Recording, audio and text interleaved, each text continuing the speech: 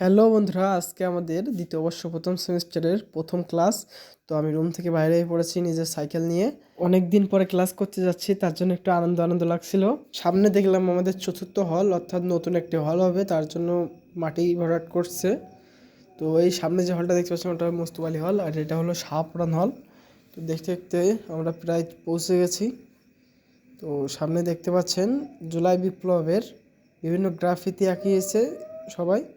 এটা হলো আমাদের একাডেমিক বিল্ডিং ডিতে, যেখানে আমাদের ক্লাস হয়। 1022 নম্বর রুমে আমাদের ক্লাস হবে। তো এসেই দেখি বন্ধু বান্ধবীরা সবাই চলে আসছে। তো দেখেন আমার পিছনে আমার খুব প্রিয় একজন বন্ধু, সে পড়াশুনো করছে। আর ওদিকে আরও অনেকে আছে, যদিও এখনও সবাই পৌঁছায় নাই। তো আজকে সিআর নির্বাচন হওয়ার কথা ছিল, যদিও সেটা হয়নি একটু সমস্যার কারণে।